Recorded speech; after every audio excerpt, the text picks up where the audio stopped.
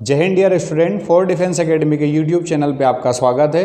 आप लोगों के कमेंट्स आ रहे थे कि सर आप हिंदी में भी हमारे लिए ज्योग्राफी के लेक्चर बनाइए, तो आज लोगों के कमेंट के आधार पर ही मैं आप लोगों को ज्योग्राफी का फर्स्ट पार्ट में पढ़ाने जा रहा हूँ। भारत का सामान्य परिचय, इंट्रोडक्शन ऑफ जनरल जो हमारी इंडियन ज्योग्राफी, उसके बारे में मैं आपसे चर्चा करने वाला हूँ। बच्चों, कई सारे बच्चों के मन में डाउट रहता है कि सर हम लोग जब ज्योग्राफी पढ़े तो कहाँ से स्टार्ट करें, क्योंकि इसमें कई सारे आपकी टेबल्स वगैरह, नेशनल पार्क, सेंचुरी, कई सारी चीज़ें ऐसी होती है जो हम लोगों को रटना पड़ती है। तो बच्चों, मैं आज आपके सामने बोल रहा हूँ, काफ़ी सारी चीज़ें जब आप लोग मैप के थ्रू ज्योग्राफी को पढ़ना शुरू करेंगे तो आपको रटना बिल्कुल नहीं पड़ेगा। उन सारी चीज़ों को जब आप समझ के हम लोग उसको याद करेंगे तो आपके लिए वो एनालिटिकल क्वेश्चन यदि कोई आपसे पूछा जाएगा तो भी आप उसको आसानी से सॉल्व कर पाएंगे। तो आज हम लोग बहुत ज्योग्राफी को आसान तरीके से, सरल तरीके से समझने वाले हैं और हम लोग ये देखने वाले कि ज्योग्राफी हम लोग किस प्रकार से पढ़ना शुरू करें और कहाँ से पढ़ना शुरू करें। तो सबसे पहले हम लोग देखेंगे भारत के सामान्य परिचय के बारे में। ठीक है, भारत के सामान्य परिचय के बारे में जब हम लोग चर्चा करते हैं तो सबसे पहले प्रश्न उठता है कि वर्तमान परिदृश्य में यदि देखा जाए तो भारत में कितने राज्य हैं और कितने केंद्र शासित प्रदेश हैं। पूर्ण रूप से बेटा मैं हिंदी में बोल रहा हूँ, कुछ आपको जहाँ समस्या हो आप लोग बता सकते हैं। तो वर्तमान में 28 राज्य और हमारे पास में 8 केंद्र शासित प्रदेश हैं। इन 28 राज्य और 8 केंद्र शासित प्रदेश के निर्माण के बारे में हम लोग जब पॉलिटी पढ़ते हैं, संविधान पढ़ते, तब भी आप लोगों ने देखा होगा कि संविधान का जो हमारा भाग 1 है, उस भाग 1 के अंदर हम लोग देखते हैं संघ और उसका राज्य क्षेत्र, कि वहाँ पर किस प्रकार से राज्यों का निर्माण या केंद्र शासित प्रदेश का निर्माण भारतीय संविधान के आधार पर केंद्र सरकार के द्वारा किया जा सकता है। तो आप लोग देखेंगे, सबसे पहले हम लोग देख रहे हैं कि भारत में जो 28 राज्य है और हमारे जो 8 केंद्र शासित प्रदेश है, उनकी लोकेशन है ना, और कहाँ पर आपका केंद्र शासित प्रदेश है, कहाँ पर आपका राज्य है, उसकी लोकेशन हम लोग देख रहे हैं। तो ये आप लोगों को पता होगा, हमारे 2 नवनिर्मित केंद्र शासित प्रदेश है, लद्दाख और ये हमारा जम्मू कश्मीर। ठीक है, ये 2 हमारे नवनिर्मित केंद्र शासित प्रदेश है, जिनके निर्माण के बाद में भारत में केंद्र शासित प्रदेश की वर्तमान में संख्या 8 है। ठीक है, वर्तमान में भारत में केंद्र शासित प्रदेश की संख्या कितनी है? 8 है। और दूसरा हम लोग बता रहे हैं कि वर्तमान में भारत में राज्यों की संख्या कितनी है? 28 है, 28 है। ठीक है, तो वर्तमान में हम लोग देख रहे हैं जो 28 राज्य और केंद्र शासित प्रदेश है आपके कितने? 8, उनका निर्माण। तो आप लोगों को पता होगा जब ये तेलंगाना बना जून 2014 में, कब बना ये तेलंगाना? जून 2014 में। तब हमारे पास में जो राज्य थे उनकी संख्या कितनी थी? 29 थी, 29 थी। ठीक है, लेकिन आप लोगों को पता है कि 31 अक्टूबर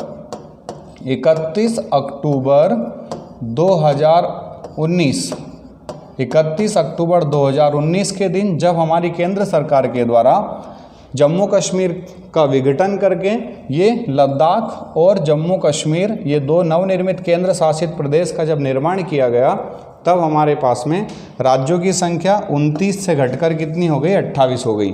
ठीक है बच्चों, जो हमारे 29 राज्य थे उनकी संख्या घटकर कितनी हो गई? 28। यानी कि एक जो पूर्ण राज्य था दिल्ली, उसको हमने किस में बदल दिया? केंद्र शासित प्रदेश में। ठीक है, सॉरी, पूर्ण जो राज्य था हमारा जम्मू कश्मीर, उसको हमने किस में बदल दिया? केंद्र शासित प्रदेश में। ठीक है, तो हमारे पास में जो राज्य थे वो 29 थे, 29 से घटकर कितने हो गए? 28। ठीक है, और जो केंद्र शासित प्रदेश थे उनके नंबर हमारे पास में 7 थे, वो 7 थे कितने हो गए? 9। 7 केंद्र शासित प्रदेश से कितने हो गए? 9, है ना। 7 केंद्र शासित प्रदेश पहले कौन कौन से थे? तो आप लोग देख रहे हैं, ये चंडीगढ़, दिल्ली, है ना, ये दमन दीव था यहाँ पर, ये दादरा नगर हवेली महाराष्ट्र के किनारे था। ठीक है, दमन दीव, दादरा नगर हवेली, लक्षद्वीप, ठीक है, ये पुडुचेरी और ये अंडमान निकोबार द्वीप समूह। ठीक है, तो इस प्रकार से हम लोग देख रहे थे कुल हमारे पास में केंद्र शासित प्रदेश पहले 7 थे, ये 1 2 3 4 5 6 और 7, और बाद में हमारे पास में आ गए 8 और 9, जम्मू कश्मीर और लद्दाख।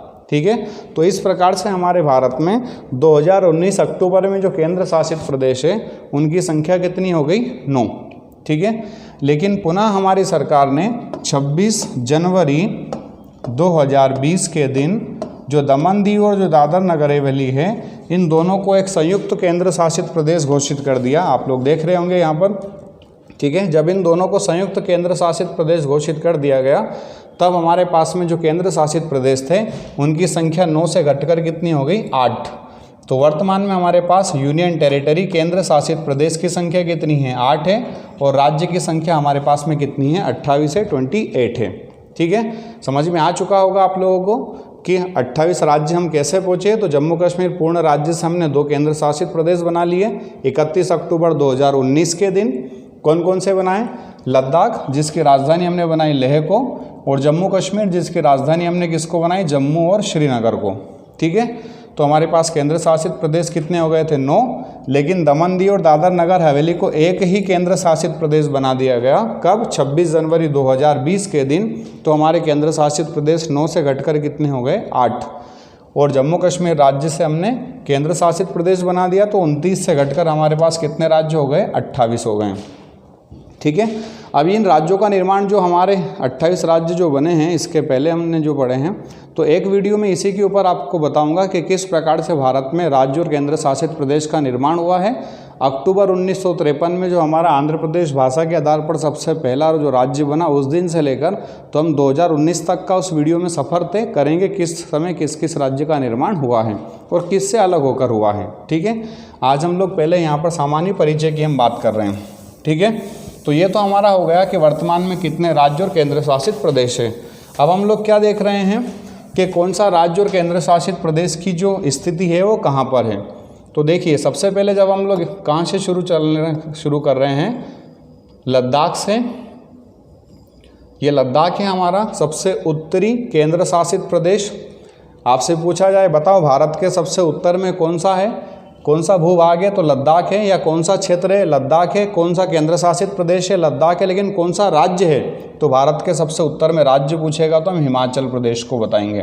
ठीक है, यदि आपसे एक प्रश्न पूछा जाए कि भारत के उत्तर में, है ना, भारत के सबसे उत्तर में कौन सा क्षेत्र है, तो हम लद्दाख को बताएंगे। कौन सा केंद्र शासित प्रदेश है, तो भी हम लद्दाख को बताएंगे। लेकिन आपसे ये पूछ लिया जाए कि भारत के सबसे उत्तर में कौन सा राज्य है, तो हम हिमाचल प्रदेश को बताएंगे। क्यों, क्योंकि जम्मू कश्मीर पहले राज्य था, वर्तमान में केंद्र शासित प्रदेश है, पूर्ण राज्य नहीं है। ठीक है, तो ये लद्दाख हो गया, इसकी राजधानी लेह है। जम्मू कश्मीर जिसकी राजधानी हम देख रहे हैं जम्मू और श्रीनगर है, 6 महीने। हिमाचल प्रदेश इसकी राजधानी है शिमला है।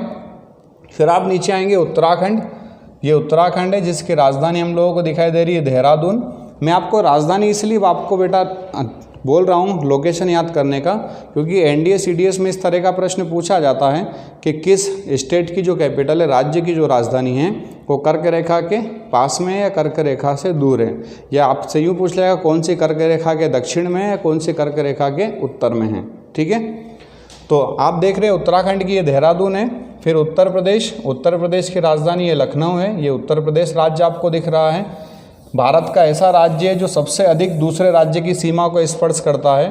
आप लोग देखेंगे तो लगभग 8 राज्य और 1 केंद्र शासित प्रदेश की सीमा को स्पर्श करता है ये। ठीक है, तो ये आपको उत्तर प्रदेश की सीमा दिखाई दे रही है ऐसे। इसकी राजधानी क्या है, लखनऊ है। ठीक है, फिर उत्तर प्रदेश के बाद आप लोग जाओगे नीचे तो ये बिहार राज्य है। ये बिहार की जो राजधानी है वो पटना है। ठीक है, फिर हम उसके नीचे जाएंगे तो ये पश्चिम बंगाल आपका एक राज्य दिखाई दे रहा है, देखिए आप इस प्रकार से। और ये जो पश्चिम बंगाल राज्य है ये इधर भूटान की सीमा से भी लगा हुआ है, इधर नेपाल की सीमा से भी लगा हुआ है और इधर बांग्लादेश की सीमा से भी लगा हुआ है। ठीक है, फिर आगे बच्चों देखो ये सिक्किम पहले भारत का हिस्सा नहीं था। 1974-75 1974-75 में 1974-75 में सिक्किम को 35वां संविधान संशोधन करके भारत का अंग बनाया गया। पहले यहाँ चोंगियाल का शासन था। तो सिक्किम हम लोग देखें हमें दिख रहा है नेपाल और भूटान के बीच में, जिसकी राजधानी क्या है, गंगटोक है। जिसकी राजधानी क्या है, गंगटोक। ठीक है, फिर आगे हम लोग चलें, ये आसाम आपको दिख रहा होगा। ये आसाम वाला जो क्षेत्र है आप देखेंगे तो ये 2 जगह बांग्लादेश की सीमा को स्पर्श करते हुए आपको दिखाई दे रहा होगा। असम ये यहाँ पर भी बांग्लादेश की सीमा से लगा हुआ है और ये यहाँ पर भी बांग्लादेश की सीमा से लगा हुआ है। ठीक है, असम की राजधानी आपको क्या दिख रही है, दिसपुर। आगे आप लोग चलेंगे तो अरुणाचल प्रदेश राज्य आ जाएगा। और ये जो अरुणाचल प्रदेश राज्य है इसकी राजधानी आपको ये दिख रही है ईटानगर। क्या है, ईटानगर। असम की दिसपुर है, ये दिसपुर आपको यहाँ दिखाई दे रहा है। ठीक है, ये दिसपुर है, ये ईटानगर है। ठीक है, फिर नागालैंड आप लोग देखेंगे अरुणाचल प्रदेश के नीचे ये, तो नागालैंड की जो राजधानी है वो कोहिमा है। यदि नागालैंड के नीचे हम लोग आएंगे तो मणिपुर राज्य है। ये जो मणिपुर राज्य है इसकी राजधानी हम लोगों को दिख रही है यहाँ पर इम्फाल, ठीक है। और जो मिजोरम राज्य है इसकी राजधानी हम लोगों को दिख रही है आइजोल, ठीक है। तो देखिए अरुणाचल प्रदेश की ईटानगर, नागालैंड की कोहिमा, मणिपुर की इम्फाल, मिजोरम की आइजोल, ठीक है। अब ये जो पूर्वी भारत के जो राज्य इनकी राजधानियों के बारे में हमसे ज़्यादातर प्रश्न पूछा जाता है ना। ये जो 7 सिस्टर वाला एरिया है हमारा, ये 7 सिस्टर जो वाला एरिया है जहाँ के राज्य हैं, इन राज्य से संबंधित जो राजधानी वाले क्वेश्चन हम लोगों से अधिकांशतः पूछे जाते हैं। जैसे एनडीए सीडीएस में उसने पिछली बार प्रीवियस ईयर का आप लोग पेपर उठा के देखोगे तो उसने पूछा है कि उसने कोहिमा, ईटानगर, आइजोल, है ना, और दिसपुर, इस तरह से 4 कैपिटल के नाम दिए थे और आपसे पूछा था बताओ इन कैपिटल में से कौन सा ऐसा कैपिटल है जहाँ सबसे पहले सनराइज़ होगा, जहाँ सबसे पहले सूर्योदय होगा। तो आप लोगों को याद रखना है, क्योंकि हम लोग जब स्टेट के बारे में बात कर रहे हैं तो हम लोगों को पता है, आपको दिखाई दे रहा होगा कि भारत का जो सबसे पूर्वी राज्य है वो अरुणाचल प्रदेश है। भारत का सबसे पूर्वी राज्य कौन सा है? अरुणाचल प्रदेश, ठीक है। लेकिन क्या अरुणाचल प्रदेश की राजधानी की लोकेशन जब आप लोग देख रहे होंगे तो ये ईटानगर यहाँ पर है, ये ईटानगर यहाँ पर है, ठीक है। ईटानगर के राइट में आप देखो ये कोहिमा है। कौन है? कोहिमा, ठीक है। और कोहिमा के थोड़ा सा आप लोग साइड में देखेंगे तो ये इम्फाल है। तो आपको ऑप्शन में उसने क्या क्या दिया देखिए, ईटानगर दिया है, कोहिमा दिया है, आइजोल दिया है और दिसपुर दिया है। जब इनकी लोकेशन आप लोग देख रहे हैं तो कोहिमा हमें सबसे राइट में दिख रहा है, कोहिमा हमें सबसे राइट में दिख रहा है। सबसे पूर्व की तरफ कौन दिख रहा है? कोहिमा। और आपको पता सूर्योदय पूर्व की ओर से होता है। तो यदि राज्य पूछता तो स्वाभाविक से बात है मैं अरुणाचल प्रदेश को टिक करता कि सूर्योदय सबसे पहले किस राज्य में होता है, तो मैं अरुणाचल प्रदेश को टिक करता। लेकिन यहाँ वो राजधानी पूछ रहा है और राजधानी में भी 4 मेरे को ऑप्शन दिए गए हैं, ईटानगर, कोहिमा, आइजोल और दिसपुर। तो मैं किसको टिक करूँगा? कोहिमा को, है ना। क्यों? क्योंकि आप लोग देख रहे हैं ईटानगर थोड़ा सा अंदर है और कोहिमा थोड़ा सा बाहर है, यानी कि सूर्योदय किस राजधानी में पहले होगा? कोहिमा में होगा। और यदि राज्य हमसे पूछेगा तो हम किसको बताएंगे? अरुणाचल प्रदेश को बताएंगे, ठीक है बच्चों। तो अब आप लोग देख रहे हैं हम लोग स्टेप बाय स्टेप एक एक राज्य हम उनकी लोकेशन देखते आ रहे हैं और उनकी राजधानियों की लोकेशन हम लोग देखते आ रहे हैं, ठीक है। आप लोगों को पता होना चाहिए, जैसे मैं आपको उत्तर प्रदेश बोलूं तो आपका जो माइंड है वो सीधे इस मैप पर ऐसे पहुंच जाना चाहिए। और आपको पता होना चाहिए कि लखनऊ की लोकेशन कहाँ है। बिहार, तो आपको पता होना चाहिए कि बिहार की जो कैपिटल है पटना, उसकी लोकेशन कहाँ है। उसके ईस्ट में, वेस्ट में, नॉर्थ में, साउथ में, साउथ ईस्ट में या साउथ वेस्ट में, नॉर्थ ईस्ट में या नॉर्थ वेस्ट में, हम लोगों को पता होना चाहिए। आगे हम लोग बढ़े, मिजोरम के पास में आप लोग देख रहे होंगे त्रिपुरा हमारा भारत का एक राज्य है। और हम बताते हैं कि त्रिपुरा भारत का ऐसा राज्य है जो तीनों और बांग्लादेश से घिरा हुआ है ना। इसके हम लोग देखेंगे इधर भी बांग्लादेश है, इधर भी बांग्लादेश और इधर भी बांग्लादेश है। प्रश्न हमसे पूछा जाता है भारत का ऐसा कौन सा राज्य है जो तीनों और किससे घिरा हुआ है? बांग्लादेश से। तो बांग्लादेश ऐसा त्रिपुरा ऐसा राज्य है जो तीनों और किससे घिरा हुआ है? बांग्लादेश से घिरा हुआ है, ठीक है। फिर त्रिपुरा के आगे हम लोग जाएंगे तो ये आसाम के नीचे मेघालय एक राज्य है जिसकी राजधानी शिलांग है ना। दिसपुर के नीचे आप लोगों को दिख रही होगी। तो मेघालय भारत का सबसे अधिक वर्षा वाला, मेघालय के अंदर ही आप लोग मासिनराम जो पढ़ते हैं वो मासिनराम विश्व का और भारत का सबसे अधिक वर्षा वाला स्थान है ना। लगभग हम बताते हैं कि 1199 सेंटीमीटर यहाँ पर बारिश होती है। आगे हम लोग चलें तो यहाँ हमने वेस्ट बंगाल देख ही लिया था। वेस्ट बंगाल के बाद ये उड़ीसा एक राज्य है जिसकी राजधानी आप लोगों को भुवनेश्वर ये तटीय क्षेत्र में दिख रही है। जैसे आपको वेस्ट बंगाल की राजधानी भी आपको दिख रही होगी यहाँ कलकत्ता तटीय क्षेत्र में है, इसलिए कलकत्ता एक बंदरगाह भी है। कलकत्ता क्या है? एक बंदरगाह भी है जो किस नदी के किनारे? हुगली नदी के किनारे। इसलिए कलकत्ता बंदरगाह को नदीय बंदरगाह के नाम से भी जाना जाता है, ठीक है। तो पश्चिम बंगाल की राजधानी कलकत्ता तटीय क्षेत्र के किनारे है और उड़ीसा की जो राजधानी भुवनेश्वर वो तट से थोड़ा सा अंदर है। फिर आप देखिए झारखंड, ये झारखंड है। ये झारखंड की रांची आपको दिखाई दे रही है राजधानी। झारखंड की कैपिटल क्या है? रांची। फिर छत्तीसगढ़ आप देख रहे होंगे, ये छत्तीसगढ़ है। इस छत्तीसगढ़ की राजधानी आपको दिखाई दे रही है रायपुर। फिर ये तेलंगाना नवनिर्मित जो हमारा राज्य था 2014 में, ठीक है, 29वां राज्य था। आंध्र प्रदेश से अलग होकर हमने इसको बनाया था। और इसके नीचे आंध्र प्रदेश है। तो आंध्र प्रदेश और ये जो तेलंगाना है इनकी दोनों की संयुक्त राजधानी अभी हैदराबाद है, लेकिन इसकी प्रस्तावित राजधानी अमरावती है। याद रखना, यदि प्रश्न आपसे पूछा जाता है कि आंध्र प्रदेश की प्रस्तावित राजधानी कौन सी है, तो आंध्र प्रदेश की प्रस्तावित राजधानी हम अमरावती को बताते हैं, और वर्तमान में इसकी संयुक्त राजधानी दोनों राज्यों की क्या है, हैदराबाद है। ठीक है, फिर नेक्स्ट हम लोग आगे चलें। आंध्र प्रदेश से नीचे जब हम लोग पहुँचेंगे तो हमारा एक राज्य ये आ गया तमिलनाडु। कौन सा राज्य है, तमिलनाडु राज्य आपको दिखाई दे रहा है ये ऐसे, और इस तमिलनाडु की राजधानी आप देखेंगे चेन्नई है। ठीक है, जो तमिलनाडु के किस क्षेत्र में आपको दिखाई देगी, उत्तर पूर्वी क्षेत्र में। ठीक है, चेन्नई आप लोगों को यहाँ पर दिखाई दे रही है। फिर हम लोग देखेंगे तमिलनाडु का जो तटीय क्षेत्र है, तटीय क्षेत्र जो है चेन्नई के नीचे, वहाँ पर आपको एक केंद्र शासित प्रदेश दिखाई दे रहा है, पुडुचेरी। ठीक है, कई बार आपसे साधारण सा प्रश्न पूछ लिया जाता है कि बताओ पुडुचेरी केंद्र शासित प्रदेश किस राज्य के किनारे स्थित है ना। तो मुख्य जो पुडुचेरी है वो तो कहाँ है, तमिलनाडु के किनारे है, लेकिन जो पुडुचेरी केंद्र शासित प्रदेश है उसके 3 अंग और है या 3 भाग और हैं। एक भाग आपको इसका यनम दिखाई दे रहा है यहाँ पर आंध्र प्रदेश के किनारे, एक आपको यहाँ पर माहे दिखाई दे रहा है केरल के किनारे, और एक आपको एक कराईकल दिखाई दे रहा है तमिलनाडु के किनारे। ठीक है, तो कराईकल, माहे, यनम और पुडुचेरी, ये चारों को मिलाकर के हम संयुक्त रूप से पुडुचेरी यूनियन टेरिटरी या केंद्र शासित प्रदेश कहते हैं। यदि प्रश्न आपसे इस प्रकार से पूछ लिया जाए कि पुडुचेरी केंद्र शासित प्रदेश कितने राज्य में फैला हुआ है, तो 3 राज्य में, आंध्र प्रदेश में, तमिलनाडु में और केरल में, 3 राज्य में विस्तार है। किस केंद्र शासित प्रदेश का, पुडुचेरी का। पुडुचेरी के कौन कौन से 4 भाग हैं, माहे, कराईकल, यनम और स्वयं खुद पुडुचेरी। ठीक है, और स्वयं जो पुडुचेरी है वो किसके किनारे है, तमिलनाडु के किनारे। कराईकल भी कहाँ है, तमिलनाडु के किनारे। यनम कहाँ है, आंध्र प्रदेश के किनारे, और माहे कहाँ है, केरल के किनारे। ठीक है, फिर आगे आप लोग बढ़ेंगे इधर, ये भारत का आप लोग देखेंगे पश्चिम बंगाल से लेकर, यहाँ से लेकर, तो यहाँ ये तमिलनाडु तक का जो क्षेत्र है, कन्याकुमारी तक का, इसको हम लोग किस घाट के नाम से जानते हैं, पूर्वी घाट। इसको क्या बोला जाता है, पूर्वी घाट। ठीक है, और यहाँ गुजरात से लेकर, तो यहाँ ये कन्याकुमारी तक का जो क्षेत्र है, इसको हम क्या कहते हैं, पश्चिमी घाट। इसका क्या नाम है, पश्चिमी घाट। ठीक है, ये पूर्वी घाट का क्षेत्र है, पश्चिम बंगाल से लेके कन्याकुमारी और गुजरात से लेके कन्याकुमारी का ये पश्चिमी घाट है। दिख रहा होगा ना, ये पूर्वी घाट और ये पश्चिमी घाट। अब हम लोग पश्चिमी घाट की तरफ आगे बढ़ रहे हैं, तो हम लोगों को दिखाई दे रहा है कि केरल के ऊपर जब हम जा रहे हैं तो एक राज्य हमारा कर्नाटका। ठीक है, कौन सा राज्य है, कर्नाटक।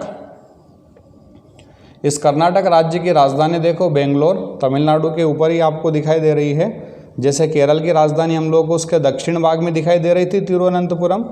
अब यदि आपसे प्रश्न पूछ लिया जाए, किसी किताब के अंदर लिखा हुआ नहीं मिलेगा, सिर्फ इस एटलस से हम लोग इस प्रश्न को बना रहे हैं। क्या बना रहे हैं कि बताओ भारत की सबसे दक्षिणतम राजधानी कौन सी है, भारत की सबसे दक्षिणतम, क्योंकि दक्षिणतम राज्य तो ये तमिलनाडु है, लेकिन ये तमिलनाडु की राजधानी तो ये चेन्नई यहाँ पर है। ठीक है, और केरल जो है इसकी राजधानी तिरुवनंतपुरम ये यहाँ पर है। तो जैसे हम लोग बता रहे थे कि पूर्वी राज्य तो अरुणाचल प्रदेश है, लेकिन सबसे पूर्वी राजधानी कोहिमा है। पूर्वी राजधानी कौन सी है, कोहिमा है। वैसे हम लोग यदि यहाँ देखेंगे तो भारत का सबसे दक्षिणतम राज्य तो तमिलनाडु है, लेकिन भारत की जो सबसे दक्षिणतम राजधानी है वो कौन सी है, तिरुवनंतपुरम है। भारत की सबसे दक्षिणतम राजधानी कौन सी है, तिरुवनंतपुरम। कर्नाटका की राजधानी क्या है, बेंगलोर। फिर ये आगे आओगे गोवा। ये गोवा भी हमारा एक राज्य है ना। पहले केंद्र शासित प्रदेश था, बाद में इसको पूर्ण राज्य बना दिया गया। इसकी राजधानी ये पणजी आपको दिखाई दे रही, जो मांडवी नदी के किनारे बसी हुई है। ठीक है, मांडवी नदी के किनारे कौन, पणजी। तो गोवा जिसकी राजधानी ये पणजी है। फिर ये महाराष्ट्र आपको दिखाई दे रहा है इस प्रकार से। ठीक है, ये महाराष्ट्र है। इस महाराष्ट्र की राजधानी मुंबई, ये भी तटीय क्षेत्र में है ना। इस प्रकार से बंदरगाह भी है, मुंबई क्या है, बंदरगाह भी है। भारत का सबसे व्यस्त और सबसे बड़ा बंदरगाह है कौन सा, मुंबई। ठीक है, फिर आप लोग जाएंगे इसके ऊपर, ये गुजरात राज्य आपको दिखाई दे रहा है ऐसे। इस गुजरात की राजधानी है ये गांधीनगर है। गुजरात की राजधानी क्या है, गांधीनगर।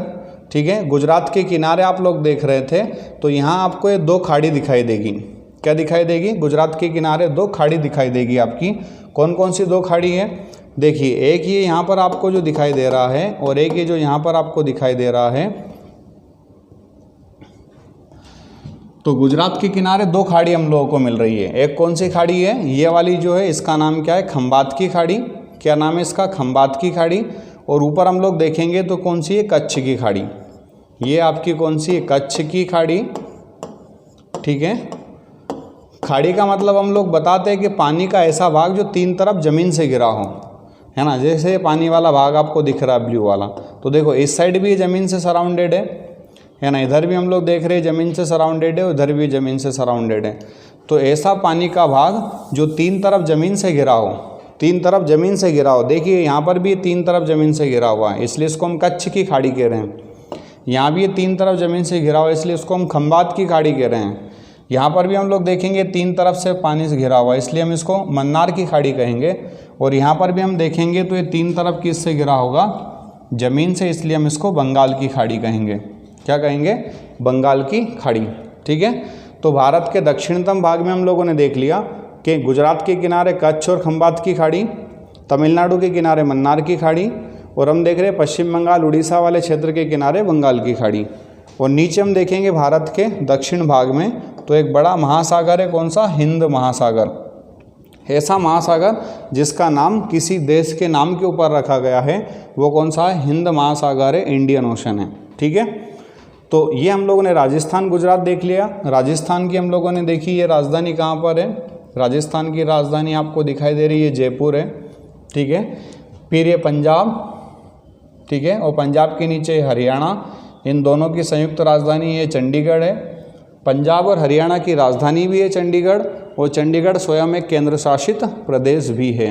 ठीक है, बहुत बार बच्चों को कन्फ्यूज़न होता है कि सर ये तो राजधानी है, फिर ये कैपिटल कैसे हो सकती है। हाँ है, इनके प्रशासनिक मुख्यालय यहाँ पर हैं। तो पंजाब और हरियाणा दोनों की राजधानी चंडीगढ़ है, और ये चंडीगढ़ स्वयं केंद्र शासित प्रदेश भी है। और उसके नीचे हम एक केंद्र शासित प्रदेश देख रहे हैं, दिल्ली, जो हमारी राष्ट्रीय राजधानी भी है, नेशनल कैपिटल रीजन भी है ये। और इसकी जो दिल्ली है केंद्र शासित प्रदेश, इसकी राजधानी क्या है, नई दिल्ली है। ठीक है, फिर ये मध्य प्रदेश है बीच में आपका, ये मध्य प्रदेश की राजधानी आपको दिखाई दे रही है, भोपाल। ठीक है, और इसके बाजू में हमने छत्तीसगढ़ की राजधानी हमने देख ही ली थी, कहाँ पर है, रायपुर में है। ठीक है, तो बच्चों सबसे पहला जो काम है हमारा ज्योग्राफी पढ़ने से पहले, ज्योग्राफी जब हम स्टार्ट कर रहे हैं तो उसका सबसे पहला हम लोगों को जो काम करना है ज्योग्राफी सीखने के लिए, ज्योग्राफी पढ़ने के लिए सही ढंग से, रट्टे नहीं मारने के लिए, सिर्फ सीखने के लिए, समझने के लिए, तो सबसे पहले हम लोगों को क्या करना है, हमारे जो 28 राज्य और 8 केंद्र शासित जो प्रदेश है उनकी हम लोगों को लोकेशन पता करना है कि कहाँ पर स्थित है, और उनकी राजधानी के लोकेशन पता करना है कि उनकी राजधानी कहाँ पर है। ठीक है, तो हम लोगों ने देख लिया। और आप लोग क्या करेंगे, सिक्वेंशली चलेंगे। ऐसा नहीं है कि आपको किसी स्टेट का नाम गुजरात याद आ गया तो आपने गुजरात यहाँ देख लिया, फिर आपको छत्तीसगढ़ याद आ गया तो आप छत्तीसगढ़ पे आगे, नहीं। आपको क्या करना है, सीक्वेंस से चलना है, एक स्टेट के बाद दूसरा, दूसरे के बाद तीसरा, या तो आप ऐसे क्लॉकवाइज चल सकते हैं जैसे मैंने आपके सामने अभी बनाया मैप, या आप कहीं दूसरी जगह से आप शुरुआत करके एंटी क्लॉकवाइज आ सकते हैं। जिस भी तरीके से आप लोगों को स्टेट के नाम याद हो जाए, कौन सा स्टेट कहाँ पर, उनकी लोकेशन याद हो जाए, सिर्फ हमें उसकी लोकेशन याद करना है। कैसे याद होगी वो आपका और हमारा विषय है कि हम लोग स्टेट बाय स्टेट याद करते आएंगे, या फिर आप लोग किसी स्टेट के आप क्या करेंगे, पहले अल्फ़ाबेट लेकर हिंदी में या इंग्लिश में आप कोई शॉर्ट ट्रिक बना के पढ़ना चाहेंगे। लेकिन एनडीए सीडीएस के अंदर हम लोग यदि शॉर्ट ट्रिक बनाएंगे तो बहुत बार वो ट्रिक के कारण हमारा जो कुछ एनालिटिकल क्वेश्चन होता है वो सॉल्व हम लोग नहीं कर पाते हैं। इसलिए सबसे अच्छा तरीका आपका यही है कि आप लोग लद्दाख से शुरू करें और इस प्रकार से आप कहाँ तक आ जाए, पंजाब तक। ठीक है, अब हम लोग देख रहे थे कि भारत का जो दक्षिण वाला भाग है, ये दक्षिण वाला भाग तीन तरफ पानी से घिरा हुआ है। तीन तरफ किससे घिरा हुआ है, पानी से।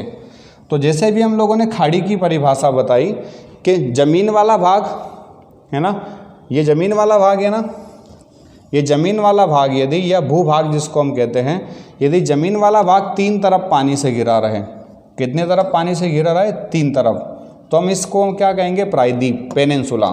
तो हम इसको क्या कहते हैं, प्रायद्वीप। ठीक है, तो इसीलिए ये जो दक्षिण वाला भाग है भारत का, इसको हम दक्कन का प्रायद्वीप या दक्षिण भारत का प्रायद्वीप कहते हैं। क्या कहते हैं इसको? दक्कन का प्रायद्वीप या दक्षिण भारत का प्रायद्वीप इसको कहा जाता है। क्यों कहा जाता है? क्योंकि दक्षिण का जो भाग है भारत का, वो तीन तरफ किससे घिरा हुआ है? पानी से घिरा हुआ है। हम लोग देख रहे हैं इसके दक्षिण पूर्वी भाग में हमें बंगाल की खाड़ी दिखाई दे रही है। यदि हम इसके दक्षिण पश्चिम वाले भाग में जा रहे हैं तो यहाँ अरब सागर दिखाई दे रहा है। इसके दक्षिण भाग में हिंद महासागर दिखाई दे रहा है। और इधर गुजरात के किनारे कच्छ की खाड़ी, खंबात की खाड़ी, पश्चिम बंगाल उड़ीसा के किनारे बंगाल की खाड़ी और तमिलनाडु के किनारे मन्नार की खाड़ी हम लोगों को दिखाई दे रही है। तो यदि ये पूरा का पूरा आप तटीय क्षेत्र देखेंगे, यानी कि आप लोगों ने गुजरात से चलना शुरू किया और आप पश्चिम बंगाल तक पहुंच गए, और ये कुछ हिस्सा आपका लक्षद्वीप के आसपास का और ये आपका अंडमान निकोबार के आसपास का, ठीक है। तो इस प्रकार से भारत का कुल जो तटीय क्षेत्र है वो 7,516 किलोमीटर है। आपसे प्रश्न पूछा जाए, बताइए भारत का कुल तटीय क्षेत्र कितना है, तो हम भारत का कुल तटीय क्षेत्र बताएंगे 7,516 किलोमीटर, जिसमें द्वीप भी शामिल है, लक्षद्वीप भी शामिल है और अंडमान निकोबार द्वीप भी शामिल है, ठीक है। तो भारत का कुल तटीय क्षेत्र कितना है? 7,516 किलोमीटर। ये जो 7,516 किलोमीटर जो हमारा तटीय क्षेत्र है, ये किन किन से मिलकर बनता है? तो हम बताते हैं भारत के 9 राज्य और 4 केंद्र शासित प्रदेश, 4 केंद्र शासित प्रदेश मिल करके कितना क्षेत्र बनाते हैं? 7,516 किलोमीटर का क्षेत्र बनाते हैं। यानी कि भारत में कुल तटीय राज्य और केंद्र शासित प्रदेश की संख्या 13 है, ठीक है।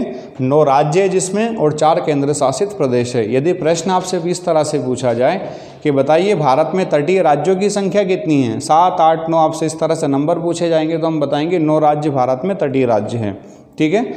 दूसरा, यदि प्रश्न आपसे इस प्रकार से पूछा जाए कि भारत में कितने केंद्र शासित प्रदेश तटीय हैं, तो हम लोग बताएंगे 4 केंद्र शासित प्रदेश कैसे हैं? तटीय हैं।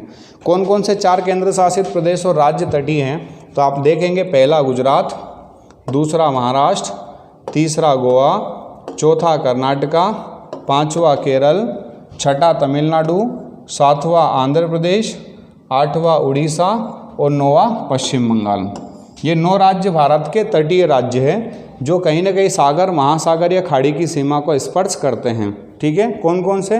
गुजरात, महाराष्ट्र, गोवा, कर्नाटक, केरल, तमिलनाडु, आंध्र प्रदेश, उड़ीसा और पश्चिम बंगाल। इनमें से सबसे अधिक तटीय सीमा वाला जो राज्य है वो गुजरात है। क्यों? क्योंकि गुजरात का जो तटीय क्षेत्र है वो टेढ़ा मेढ़ा है, जिगजैग है। देखने में आपको ऐसा लगेगा कि आंध्र प्रदेश का तटीय क्षेत्र बड़ा होगा, लेकिन नहीं, ये गलत है। सबसे ज़्यादा तटीय क्षेत्र आपको किसका मिलेगा?